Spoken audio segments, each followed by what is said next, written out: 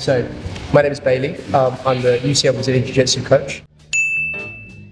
Can I get a little backstory as to how you started your Jiu-Jitsu career? For sure. So, it's actually quite a good story. I used to compete in judo, and I think I was 13 or 14 years old, and I was competing, and I got to the finals of this tournament, and the guy I was facing was, I was like, I don't know, he looks kind of short, I reckon I got him.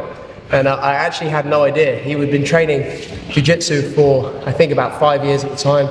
I was only doing my judo once a week, and he grinded me out. He mounted me, and I'd never been there before. And afterwards, I was like, I literally had no idea what had happened. So that was on a Saturday afternoon, and on a Monday night, I was in my local Jiu-Jitsu gym, and I was like, this is it. I need this. Yeah, I can't lose like that again. So yeah.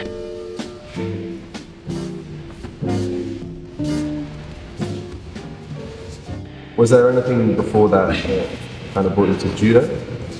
I think, like many people, particularly in the UK, they offer it in schools. And, my friends are doing it, so I thought I would do it as well. But it really stuck with me. It really felt like the right thing for me. I tried other things. I tried playing football in secondary school because I thought it was the right thing to do. No, it was, no, I always came back to grappling for sure. And I think I really realised that when I started training a lot more through my later teens, that I was in the right place.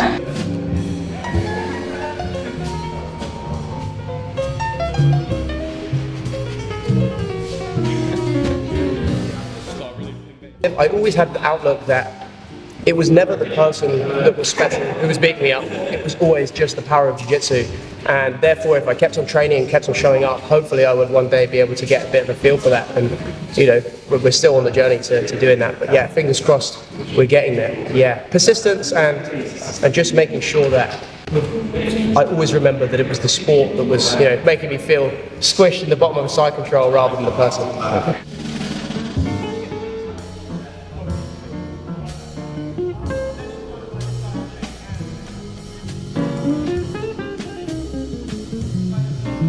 I think teaching is a massive motivator for me.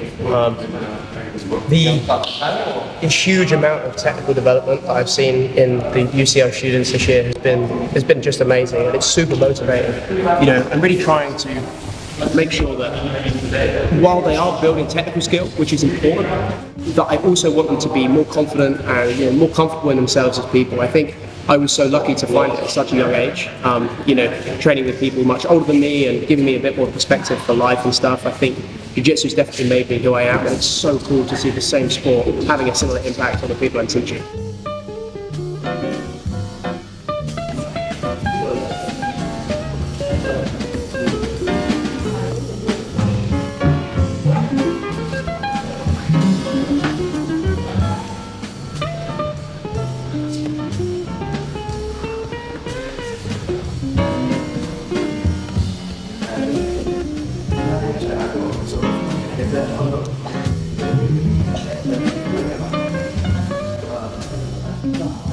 Being the other coach, Zach has been fantastic. He's been such a good mentor.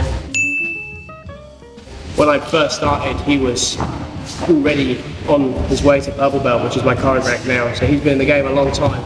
And he's a big guy, he smashes me, but he has been nothing but supportive the whole time. And been such a good role model, particularly as I was growing up. I'm not a massively competitive person. That's not where my drive for the sport comes from. But 100% I want to rack up some competitions at purple belt. I think that would be fantastic. Just for my own development and also the development of my students who are looking to compete themselves, to be able to give them that advice at a higher level. It's a funny one. I've got this dilemma between my degree and Jiu-Jitsu, which is where I know my heart is. And I think if I can, I'll make a gym work. Hopefully, me and Zachy spoke about it this week, even just in passing, but it'd be really cool. It's a big dream of mine to be able to teach this and have it as my own thing.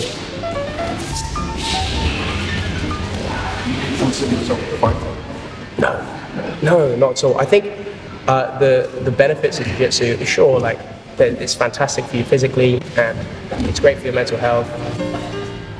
I think there's a danger in the sport to having that kind of macho fighter mentality. It can put a lot of people off. It can encourage massive egos and a risk of injury. I think the best way to treat it as much of an art as it is a science, and just enjoy it for what it is. Ego also plays very tightly in with tradition, and people failing to see that maybe they could be doing things in a better way, but they won't do it because that's what their coach's coach said. I think that's one of the most damaging ways that ego can influence the sport, because it's stopping people's development.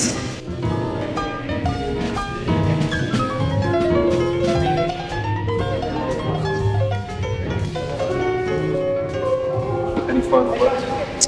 Just try Jiu-Jitsu, it's good for you. I'm going to plug, shamelessly here, 3-pounder class. No, but seriously, I just hope that everyone watching this video has their thing. I've found mine, and I'm so lucky to have found it at such a young age.